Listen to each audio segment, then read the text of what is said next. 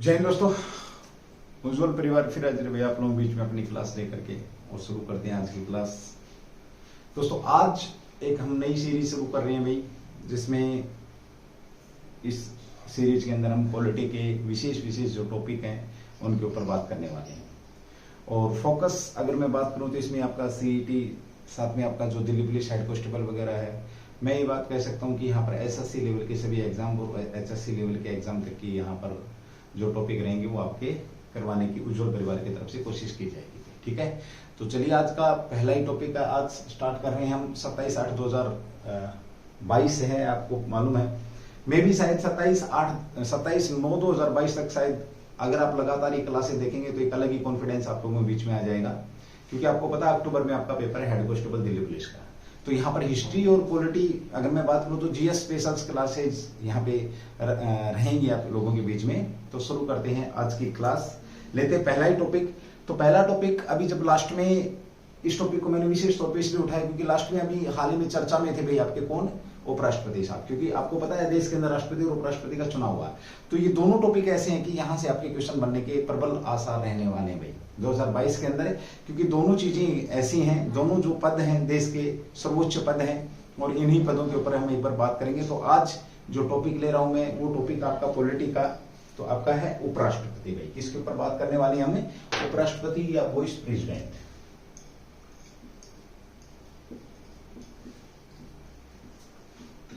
तो आज हमारा जो टॉपिक रहने वाला है उपराष्ट्रपति। मे भी शायद इसकी 2 क्लासें बने, ठीक है भाई, लेकिन इस तरीके से करेंगे कि दोबारा इसको कहीं पर आप लोगों को दोबारा से इसके लिए आपको दुखी या परेशान ना होना पड़े। ठीक है, वाइस प्रेसिडेंट है, आप इसको वाइस प्रेसिडेंट कह सकते हो, वाइस प्रेसिडेंट।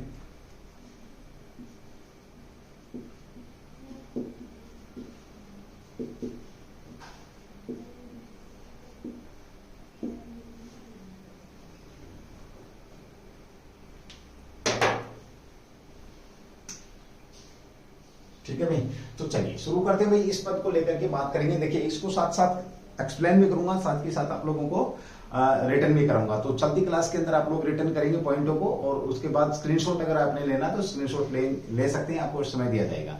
तो सबसे पहले बात करते हैं, देखिए भारत के संविधान में अगर मैं बात करूं, पॉइंट नंबर 1 पहला ही जो क्वेश्चन है, भारत के जो संविधान है, भारत के संविधान में अगर इनकी बात करते हैं, इस पद की बात करते हैं संविधान के अंदर, अगर मैं बात करूं भारत के संविधान के अंदर इस पद की बात करता हूं, तो इस पद को कहां पर वर्णित किया गया है कि भारत में राष्ट्रपति होंगे। तो सबसे पहले पूछा जाता भाग, अगर मैं बात करूं भारत के संविधान के भाग नंबर 5 के अंदर भाई, कहां पर आपका भाग नंबर 5 के अंदर इनका जिक्र किया गया है कि भारत के एक उपराष्ट्रपति होंगे। ठीक है, चलिए साथ ही हम बात करते हैं अनुच्छेद की। अगर मैं बात करूं आप लोगों से तो अनुच्छेद या एक्ट है, अनुच्छेद पूछेगा, सीधा सा भी क्वेश्चन उठा सकता है कि भारत के जो उपराष्ट्रपति साहब हैं उनसे संबंधित अनुच्छेद कहां से कहां तक हैं। तो आप कह सकते हैं 63 से लेकर के आपका 63 से लेकर के 73 तक जो आपका जिक्र किया गया है, ये इसमें किसका जिक्र किया गया है, तो उपराष्ट्रपति या वाइस प्रेसिडेंट का जिक्र किया गया है। मैं वीपी लिखूंगा भाई, ठीक है। चलिए वाइस प्रेसिडेंट का यहाँ पर जिक्र किया गया है।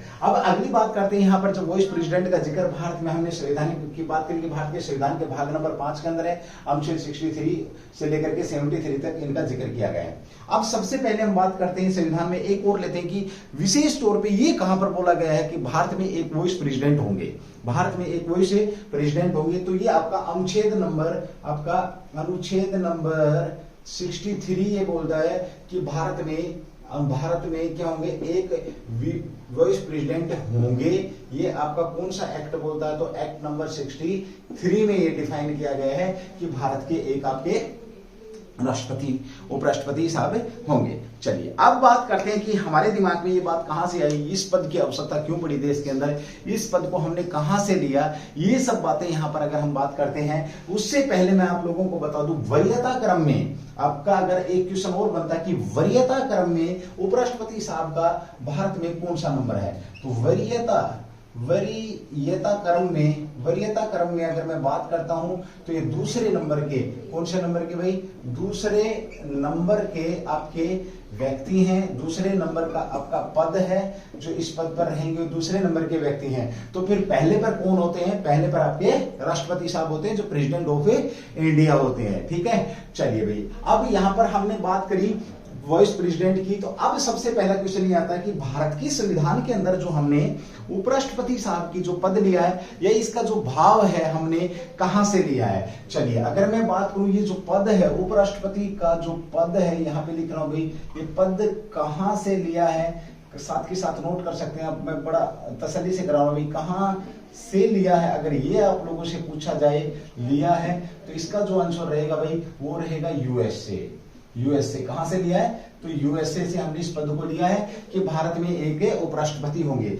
अब यहां पर एक शब्द आया आपका यूएसए, इस पद को समझने के लिए, इस पद के बारे में जानकारी लेने के लिए जब हमने इस पद का जिक्र किया कि कहां से भारत के संविधान में इसकी व्यवस्था की गई है, तो उसी चीज को हम यहां पर लेकर के बात करेंगे एक बार। क्या भारत का पद हमने यूएसए से लिया है, उपराष्ट्रपति का पद, भारत का उपराष्ट्रपति का पद हमने यूएसए से लिया है, तो क्या ये यूएसए जैसा है, एक बार इस चीज को क्लियर करके चलेंगे। यहां से भी आपका टॉपिक उठ करके आ जाता है। तो सबसे पहले यहाँ पर एक आपका एक अच्छा क्वेश्चन बनता है कि यूएसए के वर्तमान में उपराष्ट्रपति कौन है। उपराष्ट्रपति यूएसए के उपराष्ट्रपति की अगर हम बात करते हैं तो ये कौन, आपके कमला यहाँ पे नोट डाल के लिख लेंगे भाई, कमला हैरिस जो मैडम है, ये कमला हैरिस भारत की हैं, भारतीय मूल की हैं, और ये आज वर्तमान में अगर मैं बात करूं भारतीय मूल की हैं, और वर्तमान में अगर हम बात करते हैं तो ये यूएसए की क्या की वाइस प्रेसिडेंट है। जिस प्रकार से ये यूएसए की वाइस प्रेसिडेंट है, उसी प्रकार का पद हमने यहाँ पर क्रिएट किया है। तो कमला हैरिस अगर पूछा जा सकता है आप लोगों से कि ये कहाँ की, कौन से मूल की, तो भारतीय मूल की है। और इस पद पर एक ये आपका डब्बे वाले क्वेश्चन है भाई, इस पद पर पहुंचने वाली, इस पद पर यूएसए के इस पद पर पहुंचने वाली पहली महिला है, पहुंचने वाली पहली महिला, ये भी ध्यान रखेंगे, पहली महिला है। साथ ही अगर बात करें भारतीय मूल की, तो भारतीय मूल की भी आपकी पहली महिला है। इस पद पर पहुंचने वाली पहली महिला है, भारतीय मूल की भी पहली महिला है, और यूएसए की भी पहली महिला है, ये भी ध्यान रखेंगे। साथ में इनको लेकर के एक क्वेश्चन यहाँ पे एक और क्वेश्चन बनता है, विश्व की सबसे कम समय तक, विश्व की सबसे कम समय तक कार्यवाहक राष्ट्रपति के तौर पर, कार्यवाहक राष्ट्रपति के तौर पर या प्रेसिडेंट के तौर पर, राष्ट्रपति के तौर पर काम करने वाला व्यक्ति भी कौन, आपका कमला हैरिस है। आपको पता है पिछले कुछ दिन पहले जो बाइडेन साहब की तबीयत खराब हुई थी, तो ये जो हमारी भारतीय मूल की जो मैडम थी कमला हैरिस जो थी, इनकी माँ एक नर्स का काम करती थी, और ये आज इस सफर पर, इस मुकाम पर है। तो इन्होंने कुछ घंटे तक जो आपके विश्व के सबसे बड़ी जो ताकत है, विश्व की सबसे बड़ी जो अर्थव्यवस्था है यूएसए, उस यूएसए के प्रेसिडेंट के तौर पर इन्होंने काम किया था। ठीक है, चलिए, अब यहां पर मैंने यहां जिक्र किया था कि भाई यूएसए के उपराष्ट्रपति की तरह यहां पर हमने एक पद को क्रिएट किया। तो आपको पता है अब वर्तमान में पूछा जा सकता है कि ये जो कमला हैरिस है ये कहां की, तो सीनेट है भाई आपका, कहां पर, सीनेट, अमेरिका के अंदर जो सीनेट है उसकी सभापति या अध्यक्ष सभापति हैं, सभापति। जिस प्रकार से आपका भारत के अंदर उपराष्ट्रपति किसका सभापति होता है, तो राज्यसभा का सभापति होता है, उसी प्रकार से कमला हैरिस जो है आपकी यूएसए की जो सीनेट है, उस यूएसए की सीनेट की सभापति हैं। तो दूसरा पॉइंट, हमारा तीसरा पॉइंट जो क्लियर हुआ वो ये हुआ कि भाई हमने इस पद को कहां पर लिया है। तो ये पद जो हमने लिया है कहां से लिया है, तो ये पद हमने यूएसए से लिया, या भाव पूछे तो भाव भी हमने यूएसए से लिया। हाँ, या थोड़ा सा कंफ्यूजन रहेगा आप लोगों को। अगर हम स्थिति की बात करें, क्या भारत के जो उपराष्ट्रपति साहब हैं, वीपी साहब हैं, वाइस प्रेसिडेंट साहब हैं, उनकी स्थिति की अगर मैं बात करता हूं, स्थिति क्या यूएसए के वाइस प्रेसिडेंट जैसी है, तो थोड़ा सा अंतर है भाई। अंतर अगर आप लोग नोट करेंगे तो जरूर याद रहेगा आपको, और ये क्वेश्चन आपके बीच में आ जाएगा। यहां पर क्या होता है कि भारत का जो उपराष्ट्रपति है जब कार्यवाहक राष्ट्रपति के तौर पर काम करता है, तो कार्यवाहक जो राष्ट्रपति के तौर पर अगर हम काम करता है तो ये कुछ समय के लिए होता है, लास्ट दे दिया जाता है, कहा जाता है कि भाई 6 महीने के अंदर अंदर राष्ट्रपति के चुनाव होने चाहिए या जल्द से जल्द राष्ट्रपति के चुनाव होने चाहिए, क्योंकि आपको पता है कि जो राष्ट्रपति का पद कभी भी खाली नहीं होता है, ये भी ध्यान रखेंगे। तो लेकिन ये तो भारत की स्थिति है। भारत में क्या है, भारत में कुछ समय के लिए या कहीं 6 महीने के लिए किसका, आपका वाइस प्रेसिडेंट कार्यवाहक राष्ट्रपति के तौर पर काम करता है। लेकिन यूएसए में नोट डाल के लिखेंगे, नोट यूएसए का जो कार्यवाहक राष्ट्रपति रहेगा वो बचे हुए समय के लिए कह सकते हैं बचे हुए का समय के लिए चुना जाता है। भाई बचे हुए समय के लिए वो आपका क्या कार्यवाहक राष्ट्रपति होता है, कार्यवाहक राष्ट्रपति के तौर पर काम करता है। ये भी आप लोग ध्यान रखेंगे। अब सुनिए मेरी बात, बचे हुए समय के लिए कार्यवाहक राष्ट्रपति के तौर पर कैसे काम करता है। देखिए आपको पता है यूएसए का जो राष्ट्रपति है, इस राष्ट्रपति का जो कार्यकाल होता है 4 वर्ष होता है। कितना वर्ष होता है? 4 वर्ष। यदि फॉर एग्जाम्पल हम इसको समझें, 1 वर्ष राष्ट्रपति बनने के 1 वर्ष बाद यदि उस राष्ट्रपति की क्या मृत्यु हो जाए या किसी वजह से वो पद खाली हो जाता है या डेथ कर जाता है, तो वहां का जो वाइस प्रेसिडेंट है वो कार्यवाहक राष्ट्रपति के तौर पर 3 वर्ष के लिए काम करेगा। 3 वर्ष के लिए काम करेगा, ठीक है। लेकिन यहां भारत में ऐसा नहीं है। भारत में जो राष्ट्रपति है उसका जैसे अगर किसी कारण से वो पद खाली हो जाता है, यानी कि डेथ हो गई है उनकी, या उनको महाभियोग के द्वारा हटा दिया गया है या उन्होंने त्याग पत्र दे दिया है, तो जो बचा हुआ समय उसके लिए नहीं, बल्कि जो राष्ट्रपति रहेंगे, जो आपके कार्यवाहक राष्ट्रपति रहेंगे, वो कुछ समय के लिए 6 महीने मैक्सिमम, और 6 महीने के अंदर अंदर हमें नए राष्ट्रपति साहब का क्या करना पड़ेगा, चुनाव करना पड़ेगा। ये भी बात आप लोगों को यहाँ पर नोट करनी चाहिए भाई, ठीक है। तो ये पद जहां से हमने लिया था वहां हमने इसको डिफरेंस किया है, उस पद के बारे में हमने यहाँ पर बात करी है।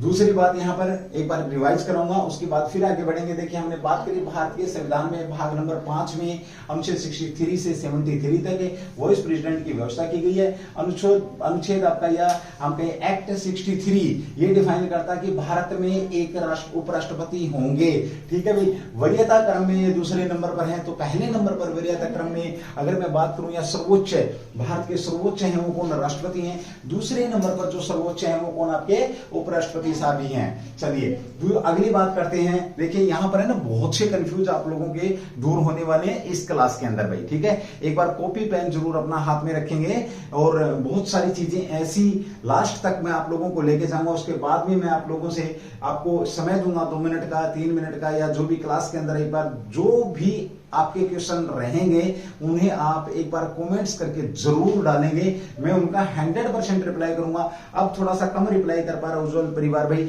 लेकिन ये जो सीरीज रहेगी, इस सीरीज में हम आपके एज पर पॉसिबल ज्यादा से ज्यादा कमेंट्स का रिप्लाई करेंगे, बट वो हो ओनली क्वेश्चन भाई, वो केवल और केवल क्वेश्चन होने चाहिए उस टॉपिक से रिलेटेड। चलिए मैं यहाँ पे एक छूट और देता हूं, उस टॉपिक से रिलेटेड या आपके जो भी स्टडी से रिलेटेड जो टॉपिक है, आपके कंपटीशन एग्जाम से रिलेटेड जो टॉपिक है, आप उसको डाल सकते हैं, उसका आपको रिप्लाई दिया जाएगा, ठीक है। फिर हमने बात करी कि ये पद हमने कहां से लिया है, तो इस पद को हमने भाई यूएसए से लिया है, ये भी आप लोग समझ रहे हैं। यूएसए से हमने इस पद को लिया है। यूएसए की हमने थोड़ी सी बात करी, एक बार इंपोर्टेंट क्वेश्चन था, मुझे लगा कि मैं यहीं पे इसको बताना चाहिए। तो वर्तमान में जो वाइस प्रेसिडेंट है आपकी कमला हैरिस हैं, जो कि सीनेट की सभापति या अध्यक्ष आप कह सकते हैं, ठीक है। लेकिन यहां पर थोड़ा सा अंतर है, और वो अंतर ये है कि वहां पर जो आपके उपराष्ट्रपति साहब हैं वो 4 वर्ष के लिए कह सकते हो। दूसरा ये कि वो जो उपराष्ट्रपति साहब हैं वो आपके जो कार्यवाहक राष्ट्रपति के तौर पर अगर काम करेंगे तो वो बचे हुए राष्ट्रपति के बचे हुए कार्यकाल के लिए काम करेंगे। ये यहाँ पर बात मैंने आप लोगों को समझाने की कोशिश करी है। चलिए अब आते हैं हम अपने टॉपिक पे वापस, जो आपका उपराष्ट्रपति साहब को लेकर के हम यहां पर बात कर रहे हैं, ठीक है। चलिए अगला पॉइंट है, अब दिमाग में ही आता है कि उपराष्ट्रपति व्यक्ति बनता कौन है। तो सबसे पहले बता देता हूं मैं आप लोगों को, पॉइंट नंबर 1 डाल के लिखेंगे, उपराष्ट्रपति का जो चुनाव होता है वो जनता सीधे इसमें भाग नहीं लेती है।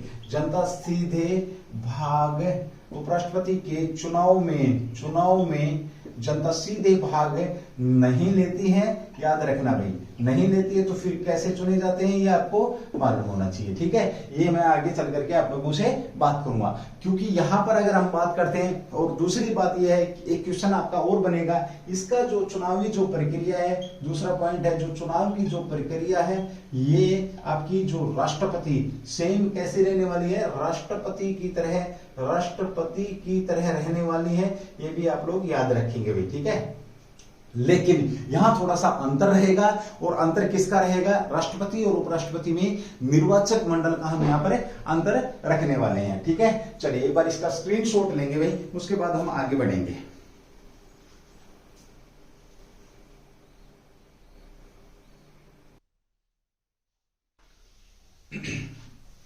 चलिए भाई, अब थोड़ी सी बात करी हमने उपराष्ट्रपति की, तो अब बात करेंगे कि उपराष्ट्रपति का चुनाव कैसे होता है या निर्वाचन। तो पॉइंट है आपका, अच्छा पॉइंट है, पॉइंट नंबर 1 कह सकते हो आप, इसको लेकर के बात करेंगे निर्वाचन यानी कि चुनाव में।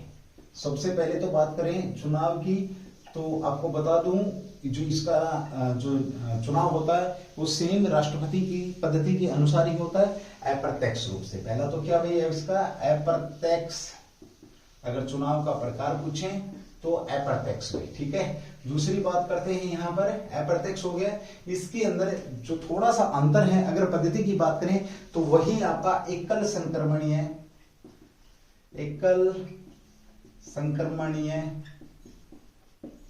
अनुपातिक गुप्त मतदान प्रणाली के द्वारा इसका क्या होता है, चुनाव होता है। एकल संक्रमणीय अनुपातिक गुप्त मतदान प्रणाली के द्वारा इनका चुनाव होता है। यहां जो अंतर है, देखिए ये जो अंतर है ये केवल 2 चीजों का अंतर है, राष्ट्रपति के चुनाव में और जो उपराष्ट्रपति का चुनाव है उसमें जो अंतर है, उसकी अगर मैं बात करूं तो आपके 2 यहां पर डिफरेंस है, 2 अंतर हैं। अंतरों आपको जरूर पता होना चाहिए भाई। अंतर नंबर 1 भाई, आपका 1 क्या है आपका, कि इसका जो निर्वाचक मंडल है, अगर आप लोगों से पूछा जाए कि उपराष्ट्रपति का निर्वाचक मंडल कौन सा है, तो उपराष्ट्रपति के निर्वाचक मंडल की अगर मैं बात करूं तो केवल और केवल आपका संसद है भाई, केवल संसद इसका क्या है आपका निर्वाचक मंडल है। संसद की अगर हम बात करें तो इस तरीके से समझ सकते हैं, केवल लोकसभा और राज्यसभा के जो व्यक्ति हैं या जो मेंबर ऑफ पार्लियामेंट है वो इसके निर्वाचक मंडल में शामिल है। यानी कि इनके चुनाव में भाग कौन लोग लेते हैं, तो जो लोकसभा के और राज्यसभा के जो सदस्य हैं, ये सदस्य उपराष्ट्रपति को क्या करते हैं भाई, वोट करते हैं। याद रखना, वोट करते हैं, पद्धति वही है भाई, आपका प्रकार वही है, लेकिन ये डायरेक्ट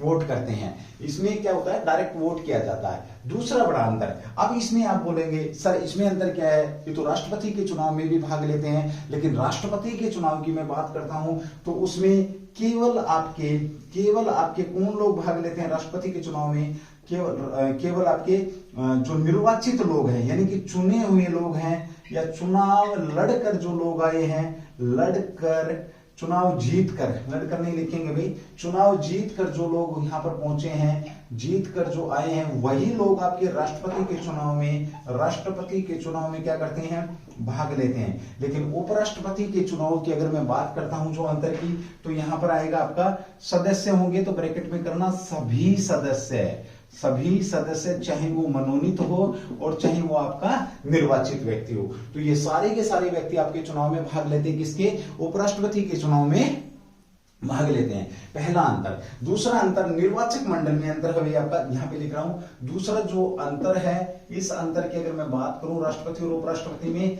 तो सेकंड जो अंतर है आपका, उस अंतर की मैं बात करूं, सेकंड अंतर आपका, तो वो ये है निर्वाचक जो मंडल है आपका, निर्वाचक मंडल का अंतर है, यानी कि कौन लोग राष्ट्रपति के चुनाव में भाग लेते हैं। तो इसमें जो राष्ट्रपति का निर्वाचक मंडल है उसके अंदर मैं यहां पर शॉर्टकट में लिखूंगा, राष्ट्रपति का जो निर्वाचक मंडल है, यानी कि जो इलेक्शन कॉलेजियम है, निर्वाचक मंडल में आपका कौन भाग लेते हैं, तो सभी विधानसभा यूटी/स्टेट भाई, आपका यूटी/स्टेट विधानसभा के निर्वाचित सदस्य और साथ में आपके लोकसभा प्लस आपके राज्यसभा के निर्वाचित सदस्य यहाँ पर भाग लेते हैं। ये हम किसकी बात कर रहे हैं? ये हमने बात करी राष्ट्रपति की। यहाँ कंफ्यूज नहीं होना। उपराष्ट्रपति का जो है निर्वाचक मंडल है, उपराष्ट्रपति के निर्वाचक मंडल में नोट डाल के लिखेंगे, नोट उपराष्ट्रपति के निर्वाचक मंडल में, उपराष्ट्रपति का जो निर्वाचक मंडल है, इस निर्वाचक मंडल में आपके विधानसभा के सदस्य भाग नहीं लेते हैं, चाहे वो किसी भी प्रकार के हों। तो क्या रहेगा? विधान जो सभा है, विधानसभा के सदस्य इस मंडल में शामिल नहीं हैं। विधानसभा के सदस्य चुनाव में भाग नहीं लेते हैं, नहीं लेंगे। ये बड़ा अंतर है भाई, नहीं लेते हैं, ये बड़ा अंतर है। बाकी सब सेम है, आपका अप्रत्यक्ष रूप से चुनाव हो रहा है। अगर पद्धति की बात करें तो एकल संक्रमणीय अनुपातिक गुप्त मतदान प्रणाली, सिंगल ट्रांसफरेबल वोट सिस्टम के द्वारा ही यहाँ पर क्या होता है? सिंगल ट्रांसफरेबल वोट सिस्टम के द्वारा ही उपराष्ट्रपति साहब का चुनाव किया जाता है। अब यहाँ पर विधानसभा के सदस्य भाग नहीं लेते हैं, ऐसा क्यों? क्या हुआ था?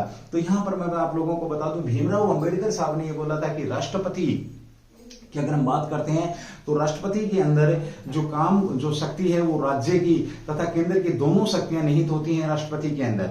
राष्ट्रपति को राज्य को भी देखना होता है और देश को भी चलाना होता है, तो दोनों प्रकार की शक्तियां उसके अंदर निहित है। इसीलिए निर्वाचक मंडल में जो राज्य के जो चुने हुए लोग हैं, राज्य की विधानसभाओं के जो सदस्य हैं, उन सदस्यों को राष्ट्रपति के चुनाव में रखा गया। लेकिन यहां पर एक चीज बड़ी विशेष आप लोग ध्यान रखेंगे कि अब क्या किया गया? इन्होंने बोला कि जो उपराष्ट्रपति का कार्य क्या है, किसने बोला भाई? डॉक्टर भीमराव अंबेडकर ने एक बात कही थी खड़े होकर के।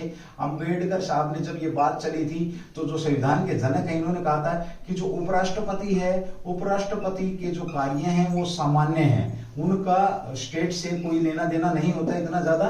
तो उनकी जो रिस्पॉन्सिबिलिटी है वो कैसे, जो कार्य कैसे हैं, सामान्य है। इसलिए इसे ज्यादा बोझिल या ज्यादा खर्चीली इस पद्धति को हमें नहीं बनाएंगे। तो उनके कामों को देखते हुए यहां पर हम कह सकते हैं कि इन्हें निर्वाचक मंडल से बाहर कर दिया गया है। किसी विधानसभा, जब लोगों ने पूछा कि विधानसभा के सदस्यों को क्यों नहीं इसमें दिया गया, शामिल किया गया, पावर क्यों नहीं दी गई चुनाव के अंदर भाग लेने की, तो उन्होंने ये रिप्लाई दिया कि भाई जो काम रहेगा, आगे हम बात करेंगे, तो जो काम रहेगा वो काम कैसा है? नॉर्मल काम है। इसलिए इनको नॉर्मल तरीके से हम यहाँ पर केवल और केवल संसद के सदस्यों के द्वारा नॉमिनेट यहाँ पर करवाएंगे भाई। ठीक है, चलिए अगली बात करिए। आपको समझ में आ गया है?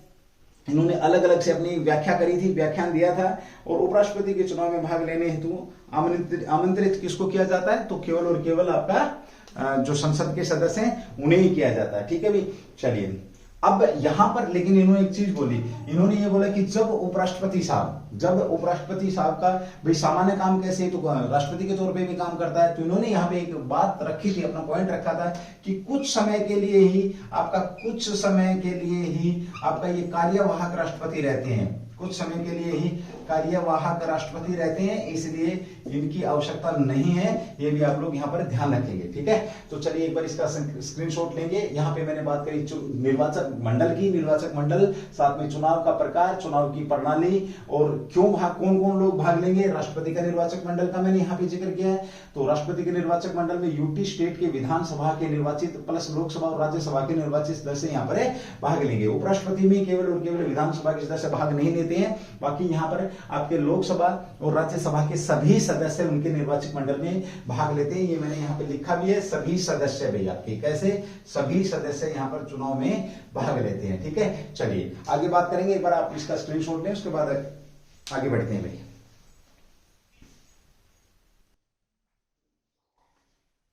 हमने यहाँ उपराष्ट्रपति के पद को समझा, उपराष्ट्रपति के पद के कार्य क्या होंगे उन पे खैर हल्की सी हमने रेखा डाली है। साथ में हम बात करते हैं यहाँ पर कि उपराष्ट्रपति का चुनाव कैसे होगा, वो बात हुई है।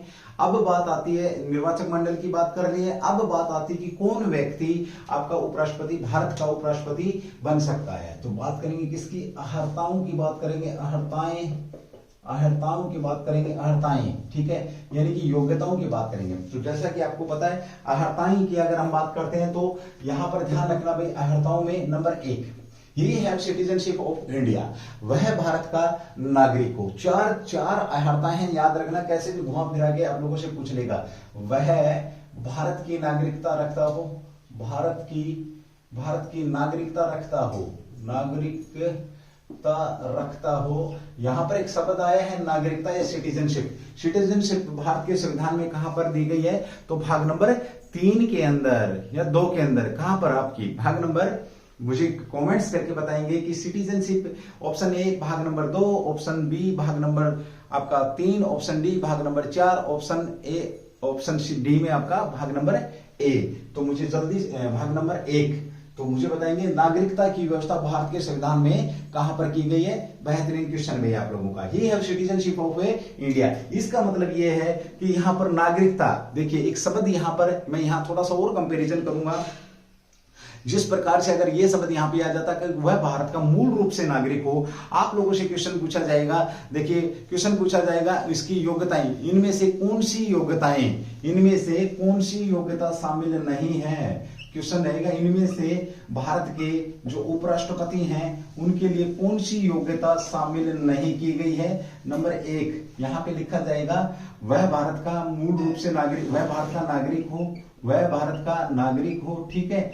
दूसरा पूछेंगे आप लोगों से वह भारत का मूल नागरिक हो, ठीक है। तीसरा देखेंगे वह राज्यसभा का सदस्य हो और सी डी में दे देंगे आप लोगों को ए और डी में दे देंगे आपको 2 और 3 या भाई ए भी कर सकते हैं आप, ए बी सी डी में देंगे आपको बी और सी। आप बताइए मुझे इनमें से कौन सी योग्यता भारत के उपराष्ट्रपति के लिए निर्धारित नहीं की गई है? तो याद रखना आपका आंसर क्या हो जाएगा? वह भारत का मूल रूप से नागरिक हो, ये नहीं होगा। यहाँ पे आमतौर पे लोग यहाँ पर दिक्कत में आ जाते हैं भाई, ठीक है। तो ये है आपका मूल रूप से नागरिक नहीं होगा, वो केवल नागरिक होगा। दूसरी बात करें वह राज्यसभा का सदस्य नहीं होगा भाई, केवल योग्यताएं रखेंगे यहाँ पर हम, ठीक है। तो आप समझेंगे इन चीजों को भी। अब यहाँ पर बात करते हैं, देखिए ये इस प्रकार से आपके बीच में लॉजिकल क्वेश्चन दे सकते हैं, थोड़ा सा दिमाग लगाने के लिए मजबूर कर सकते हैं लोग, क्योंकि समय ऐसा है। वह भारत का नागरिकता रखता हो, we have citizenship of India. दूसरा है वह मिनिमम आपका क्या है? वह मिनिमम 35 ईयर क्या रखता हो? आयु रखता हो। कम से कम जो आयु है कितनी होनी चाहिए? 35 वर्ष होनी चाहिए। तीसरा जो पॉइंट है वह राज्यसभा का सदस्य बनने की योग्यता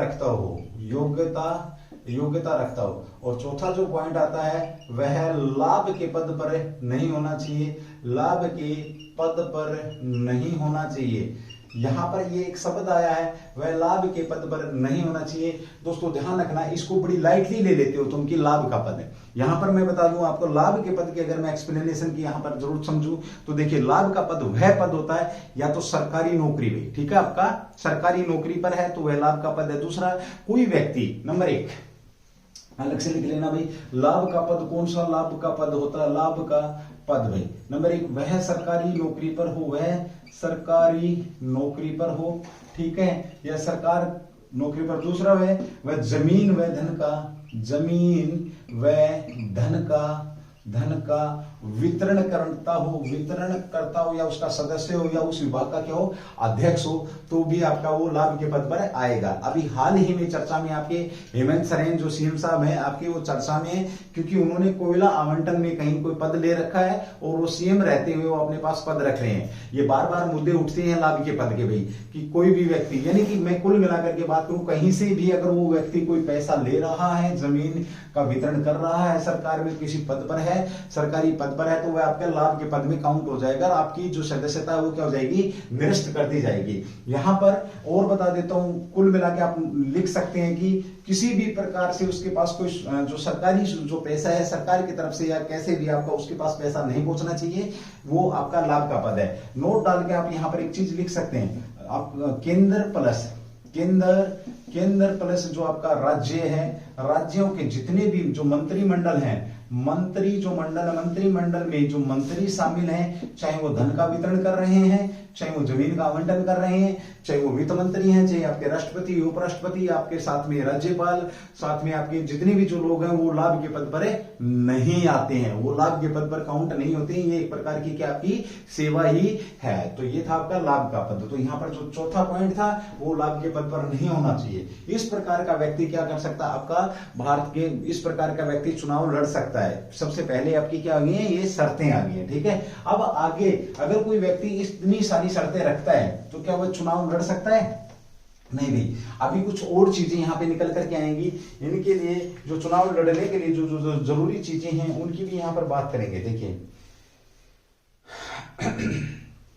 वो ये है कि इनको चुनाव लड़ने से पहले सबसे पहले जो निर्वाचक मंडल है, अगला पॉइंट आएगा निर्वाचक जो मंडल है, निर्वाचक मंडल से भाई आपका निर्वाचक मंडल से 20 अनुमोदक 20 अनुमोदक होने चाहिए और 20 आपके क्या होने चाहिए, प्रस्तावक होने चाहिए भाई, ठीक है। 20 लोग उनके नाम का क्या रखें, प्रपोजल रखें और 20 लोग उनके नाम को रिकमेंड करें तो व्यक्ति आपका चुनाव लड़ सकता है। अब यहाँ पर एक विशेष तौर पे ध्यान रखना एक बात है आपकी, मैंने एक लाइन लिखी कि निर्वाचक मंडल से, भाई केवल निर्वाचक मंडल से ये व्यक्ति होने चाहिए 20। ऐसा नहीं है कि विधानसभाओं से ले जाकर के आप खड़े कर देंगे। यहाँ एक क्वेश्चन आएगा, क्या जो लोग यहाँ पर राष्ट्रपति के जो लोग राष्ट्रपति के लिए प्रपोजल या कह सकते हैं राष्ट्रपति के लिए अनुमोदक और प्रस्तावक हैं, वो ही लोग आपके उपराष्ट्रपति के लिए प्रस्तावक और अनुमोदक हो सकते हैं? तो इसका जो आंसर रहेगा वो गलत रहेगा, नहीं हो सकते हैं, क्योंकि राष्ट्रपति में आपके जो अनुमोदक और प्रस्तावक कौन हो सकते हैं, विधानसभा के सदस्य हो सकते हैं। लेकिन यहाँ पर केवल और केवल कौन होंगे, आपके लोकसभा और राज्यसभा के सदस्य ही यहाँ निर्वाचक मंडल में शामिल है। इसलिए इस आंसर को भी आप, इस क्वेश्चन को भी आप अपने दिमाग में सेट करेंगे। जीके को जितना ज्यादा आप समझेंगे, जीके को उतना ही आप लोगों के वो काम आएगा। अब दूसरा यहाँ पे नोट डाल के लिख सकते हैं, नोट एक बात और डाल के लिखेंगे कि जो 20 जो लोग हैं, ये लोग केवल जो आपका एक व्यक्ति है, एक व्यक्ति को ही रिकमेंड कर सकते हैं, एक को ही कर सकते हैं। ऐसा नहीं है कि इन्हीं 20 लोगों ने अल्फा नाम के व्यक्ति को रिकमेंड कर दिया और प्रस्तावक बन गए यही लोग, और इन्होंने ही ब्राउ नाम के व्यक्ति को कर दिया। यानी कि ऐसा नहीं है, केवल एक ही व्यक्ति को आप अनुमोदन कर सकते हैं, केवल एक ही व्यक्ति को आप क्या कर सकते हैं, प्रपोजल कर सकते हैं या रिकमेंड कर सकते हैं, ठीक है। तो केवल एक को ही, अगर दूसरा कैंडिडेट है तो आप दूसरे कैंडिडेट को एक साथ दो कैंडिडेटों को आप रिकमेंड और प्रस्तावक और अनुमोदन नहीं कर सकते हैं, अनुमोदन नहीं कर सकते हैं। एक साथ दो जो आपके सदस्य हैं जो चुनाव लड़ रहे हैं, दो कैंडिडेटों को एक साथ, दो सदस्यों को आप अनुमोदक व प्रस्तावक नहीं हो सकते हैं, भाई, ठीक है। केवल एक का ही करेंगे। मेरी बात आप तक शायद पहुंच गई होगी, आप समझ गए होंगे। अब इतना होने के बाद क्या आगे और बात करेंगे। क्वेश्चन और बहुत बेहतरीन, क्या इतना हो चुका है तो हम चुनाव लड़ सकते हैं? नहीं लड़ सकते भाई, अभी भी हम चुनाव। तो क्या करेंगे यहाँ पर, हमें अभी और एक रिक्वायरमेंट रहेगी। वो रिक्वायरमेंट क्या रहेगी, जमानत राशि भाई, जमानत राशि की बात करूं वो कितनी रहेगी आपकी, 15,000 रुपए आपकी जमानत राशि रहने वाली है। कितनी राशि रहने वाली है आपकी, 15,000 रुपए यहां पर जमानत राशि रहने वाली है, ठीक है। अब ये जमानत राशि बचाने के लिए कितनी प्रतिशत, 1/6 है हिस्सा, जो कह सकते हो 1/6 वोट चाहिए भाई, वोट चाहिए। तो यहां पर एक चीज और ध्यान रखेंगे, वैध मतों का, यानी कि जितने जो वैध मतों का, किसका भाई, वैध मतों का, यानी कि जो सही मत डाले गए हैं या जो वोट डाले गए हैं, उन वोटों का 1/6 जो हिस्सा है वो आपका क्या चाहिए भाई, यहाँ पर आपको चाहिए, तब जाकर के आपके 15,000 रुपए बचेंगे। अगर आप इतने मत हासिल नहीं कर पाते हैं, हासिल नहीं होते हैं, तो क्या होगा, यह जमानत राशि जो है, जमानत राशि आपकी क्या हो जाएगी, जमा हो जाएगी। तो कहां पर जमा हो जाएगी आपकी, ये RBI, reserve bank of India के अंदर आपकी ये राशि चली जाएगी और आपको ये वापस नहीं मिलेगी। ठीक है, ये था कि आपका अहर्ताएं, योग्यताएं, शर्तें, कह सकते हो आप अहर्ताएं। एक व्यक्ति, कौन व्यक्ति आपका यहाँ पर चुनाव लड़ सकता है। एक चीज मेरे दिमाग से निकल गई थी, मैं बता देता हूं। आज जब हम निर्वाचक मंडल की बात करते हैं, तो आज जब हम निर्वाचक मंडल की बात करते हैं तो उसमें एक बात बड़ी विशेष तौर पे ध्यान रखना आपका, कि पहले जो उपराष्ट्रपति साहब थे उनका जो चुनाव था, उपराष्ट्रपति साहब का चुनाव संयुक्त संविधान जो आपका संसद है, संसद की संयुक्त बैठक में होता था। संसद का संयुक्त बैठक में उपराष्ट्रपति का निर्वाचन संयुक्त बैठक के द्वारा होता था। नोट डाल के लिखेंगे, नोट एक ब्रैकेट में करके लिखेंगे भाई आप एक डब्बे के अंदर नोट। जो पहले क्या था आपका, पहले जो राष्ट्रपति का, उपराष्ट्रपति का चुनाव, उपराष्ट्रपति का जो चुनाव था वो किसमें, संसद की संयुक्त बैठक है, संयुक्त बैठक या ज्वाइंट सीटिंग के अंदर संयुक्त बैठक में होता था, बैठक में होता था। ठीक है, इसे बाद में क्या कर दिया गया, इसे बंद कर दिया गया। कब बंद किया गया ये ध्यान रखेंगे, तो 11वां संविधान संशोधन 1961 के द्वारा। कब भी आपका 11वां जो संविधान संशोधन है, संविधान amendment of constitution, 11th amendment of constitution 1961 में के द्वारा, 61 के द्वारा इस व्यवस्था को हटा दिया गया। अब आप लोगों से पूछा जाएगा कि जो अभी ये जो निर्वाचक मंडल हम देख रहे हैं, ये जो निर्वाचक मंडल है ये कब से किया गया, तो 1961 के बाद भाई आपका जो चुनाव होंगे ये अलग अलग होंगे। पहले क्या बोला गया था, ज्वाइंट सीटिंग में आप लोग ये चुनाव कराएंगे भाई। ठीक है, उपराष्ट्रपति का चुनाव, अमेंडमेंट ऑफ कॉन्स्टिट्यूशन, मूल रूप से ये व्यवस्था थी भाई उपराष्ट्रपति के निर्वाचन की संसद के अंदर। ठीक है, तो ये थी क्या आपकी योग्यताएं, और योग्यताओं को लेकर के मैंने बात कर दी। अब एक बार इसका स्क्रीनशॉट लेंगे और एक यहाँ नोट डाल के जरूर लिख लेना। पहले संयुक्त बैठक के अंदर उपराष्ट्रपति साहब का चुनाव होता था। वर्तमान में ये जो आपका 11वां संविधान संशोधन 1961 के द्वारा इस व्यवस्था को क्या कर दिया गया, हटा दिया गया। अब एक व्यक्ति क्या लड़ेगा, यहाँ पर चुनाव लड़ेगा। जब इस प्रकार की जो योग्यताएं रखता है तो व्यक्ति क्या करेगा भाई, आपका चुनाव लड़ेगा। ठीक है, अब कोई व्यक्ति चुनाव लड़ करके क्या करेगा, जीत जाता है, तो क्या आएगा आपका भाई शपथ। आप कोई अगर जैसे ओथ की बात करते हैं, हम किसकी बात करते हैं, शपथ की अगर हम बात करते हैं तो सबसे पहले बात आती है शपथ। चुनाव लड़ा, निर्वाचक मंडल चुनाव में भाग कौन लेगा, उसके बाद चुनाव लड़ा, योग्यताएं रखी उसने, चुनाव जीत गया आपका। ठीक है, सिंगल ट्रांसफरेबल वोट सिस्टम के द्वारा वो चुनाव जीत गया। जिस प्रकार से अभी आपके जगदीश धनखड़ साहब जीते हैं चुनाव, और वो आप उनको 5 वर्ष के लिए चुन लिया गया, तो अब वो लेंगे अपनी शपथ लेंगे। तो सबसे पहले अगर मैं बात करूं तो शपथ, किसकी शपथ लेते हैं। पहला क्वेश्चन मेरा ये है आप लोगों के लिए कि जो शपथ है, उपराष्ट्रपति साहब को शपथ कौन दिलाते हैं। जिस प्रकार से राष्ट्रपति को शपथ कौन दिलाते हैं, आपके CGI chief justice of India राष्ट्रपति को शपथ दिलाते हैं, उसी प्रकार से उपराष्ट्रपति साहब को शपथ कौन दिलाते हैं। एक बार जरूर कमेंट्स करके इसका आंसर मुझे आप देंगे भाई। यहाँ पर ये शपथ लेते हैं, भारत के संविधान के प्रति सच्ची श्रद्धा कपूर नहीं है भाई, सच्ची श्रद्धा व निष्ठा की शपथ लेते हैं। किसकी शपथ लेते हैं, नंबर 1 भारत के संविधान में, किसमें भाई, संविधान में सच्ची श्रद्धा व निष्ठा की शपथ लेते हैं। ये ध्यान रखेंगे, निष्ठा रखूंगा। और दूसरा है अपने पद और कर्तव्यों का निर्वाह ईमानदारी से करूंगा। अपने पद व, दूसरा पद व कर्तव्यों की यहाँ पर ये शपथ लेते हैं। पद व कर्तव्यों की भाई बात यहाँ पर होती है, कर्तव्यों का निर्वाह ईमानदारी से करूंगा। ये दो चीजों की यहाँ पर शपथ लेते हैं। भारत के संविधान में सच्ची श्रद्धा व निष्ठा रखूंगा, दूसरा पद व कर्तव्यों का निर्वाह ईमानदारी से करूंगा। ये दो शपथ यहाँ पर आपकी ली जाती हैं।